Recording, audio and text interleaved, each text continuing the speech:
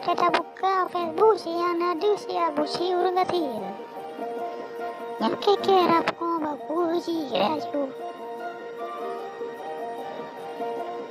Iran pun nonton video abuchik. Ike beile kukalan video abuchik ureunggasin. Kudungan mentang kata ke ule ku pulang kukalan video. Dah di awalnya. Kurun lagi yang cukup tray mati kira juga.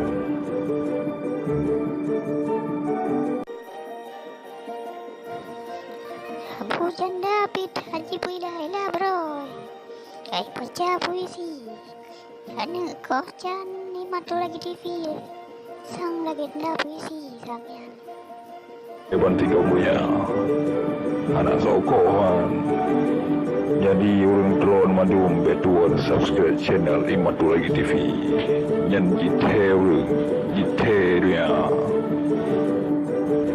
Gimana cara teman medan nonton channel imatolagitv yang gairon jite banti kamunya. Ilung penasaran si kone kalian. So imatolagitv yang. Imatolagitv adalah sebuah channel yang tengah viral tadi ni. Macam-macam video bukan. Nak video puisi, nak video hantu, macam-macam video lah. Nya dari dengan imatolagitv muka deuri. Puro sabi. Inauhan matangga dengan puisi Abu Janda. Kino karena channel baru yang tak hebat di gambarnya. Dan di channel imatolagitv yang dia nonton long setuju mengacara udah aneh. Ke aku pakai api lele mamla. Kiban cara aku nonton tanpa apa. Pada minta api yang murah sabo. Mengajar takalan channel imatolagitv. Ilung kau penasaran aku sih, aku dengar cerita lagi yang kena ramai tahu dengar. Pada minta handphone yang murah sabo. Alah, apa bangai?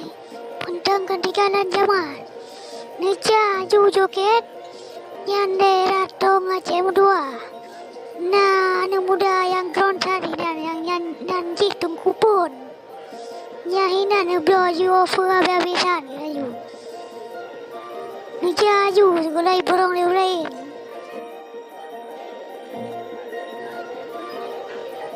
Nejajunya ben Freddy ala puan tui lah tipun yang kerja. Bak kode tukebu tukean. Nyahinan kita kaya buka api. Babangi kena nejaju. Oh, yang muka tu waktu kian awal ukuri. Anji pijit hebat di gambarnya dia beri rayu. Oh jadi hinan lah apa ada beliau. Okey, jadi aku jalan juga. Ya. Penutrele, jina orang jauh ni ja. Iji api murah-murah itu dah. Yang jauh jina you penutrele lino. Ya, memang nampak dah you. Akan ku ajar you minta awe you. Buat kupon yang gronya nah. Okey, ni jalan jauh beli tanu gawa yang jadi melangkar juan. Okey. Walau kepeng bawahnya oleh storan awal.